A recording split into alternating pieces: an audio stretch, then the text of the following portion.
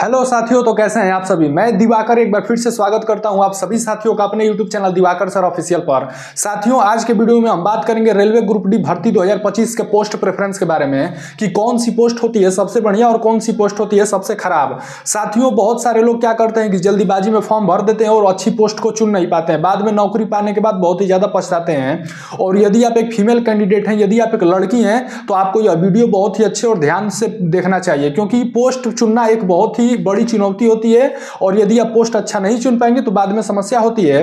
तो आइए मैं आप सभी को कुछ अच्छे पोस्टों के बारे में बता देता हूं। तो कुछ लोग YouTube पर सबसे बढ़िया पोस्ट पॉइंट्समैन को बता रहे हैं। बहुत सारे लोग कह रहे हैं कि पॉइंट्समैन सबसे बढ़िया पोस्ट होती है, तो कुछ लोग असिस्टेंट वर्कशॉप को सबसे बढ़िया पोस्ट बता रहे हैं लड़कियों के लिए। तो सबसे पहले आइए वर्क को समझ लेते हैं कि पॉइंट्समैन का वर्क होता क्या है। तो साथियों, आपने देखा होगा कि रेलवे स्टेशनों पर कुछ ग्रुप डी के कर्मचारी होते हैं। जब ट्रेन आती है तो कभी ग्रीन कलर की झंडी या कभी रेड कलर की झंडी लेकर ऐसे लहराते हुए दिख जाएंगे। तो ग्रीन कलर की झंडी का मतलब ये होता है कि लाइन क्लियर है, आप ट्रेन लेकर के निकल जाइए। और रेड कलर की झंडी का मतलब है कि लाइन नॉट क्लियर, यानी कि लाइन क्लियर नहीं है, आप ट्रेन को रोक दीजिए।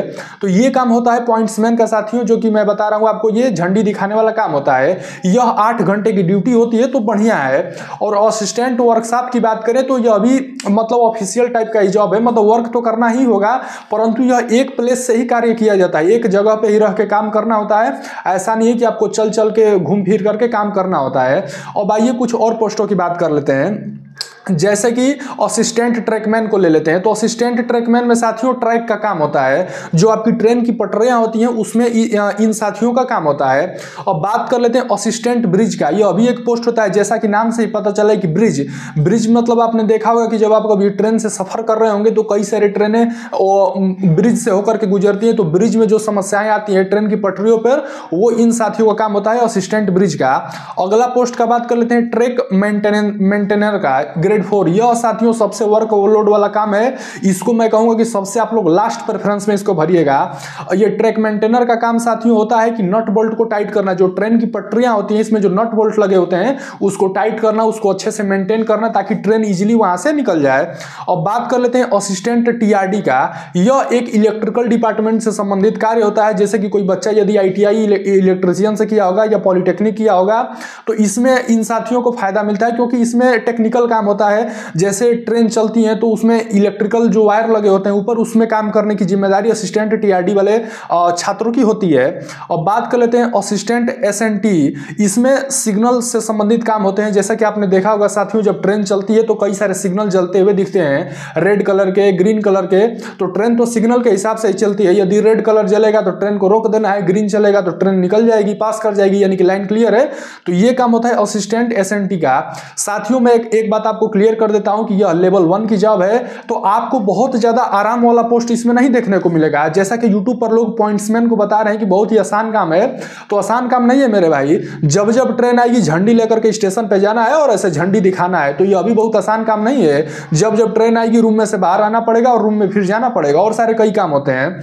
तो साथियों, यह लेवल 1 की जॉब है, आपको काम तो करना ही पड़ेगा। इसमें लेवल 1 की जॉब है तो थोड़ा इसमें मेहनत लगेगा, शरीर से पसीना आएगा, क्योंकि ग्रुप डी लेवल की जॉब है तो भाई थोड़ा मेहनत तो करना ही पड़ेगा। हाँ, लेकिन जिसकी सरकारी नौकरी पाने की सपना है तो भाई वो लोग इसका फॉर्म को भरिए और अच्छे से तैयारी करिए।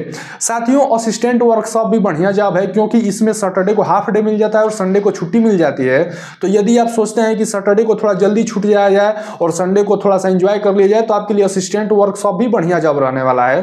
तो साथियों, आपने समझ लिया। ओवरऑल मैं यही कहूंगा कि जो रेलवे ग्रुप डी की भर्ती आ रही है, कोई सा भी पोस्ट आसान नहीं है, किसी में भी काम करना आसान नहीं है। सभी इसमें वर्क वाले ही जॉब होते हैं, क्योंकि इसमें आपके शरीर से पसीना बहेगा, काम तो करना ही पड़ेगा, क्योंकि ये कोई ऑफिसर लेवल की जॉब नहीं है। आराम वाली जॉब करनी है तो ऐसे रेलवे जेई बन जाइए। असिस्टेंट लोगो पायलट में भी वर्कलोड है, परंतु सबसे बढ़िया पोस्ट देखा जाए तो रेलवे जेई होती है, जिसमें कि आपको आराम का काम देखने को मिलता है, ऑफिशियल काम।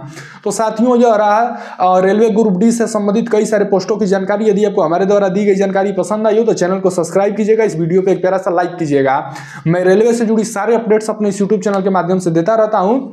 साथियों, आपकी क्या राय है? आपको कौन सी पोस्ट बढ़िया लगती है रेलवे की? कमेंट बॉक्स में जरूर बताइएगा, ताकि मैं आपसे थोड़ा सा अपनी बातों को शेयर कर पाऊं। तो कमेंट बॉक्स में बताना बिल्कुल भी ना भूले मेरे भाई कि आपको कौन सी पोस्ट सबसे अच्छी लगती है रेलवे ग्रुप डी की, क्योंकि कई सारे पोस्ट हैं। तो आपके लिए बेस्ट पोस्ट कौन सा लगता है, कमेंट बॉक्स में जरूर बताइएगा और क्यों लगता है। तो साथियों, बस इस वीडियो में इतना ही। मिलेंगे दोबारा, तब तक के लिए जय हिंद, वंदे मातरम।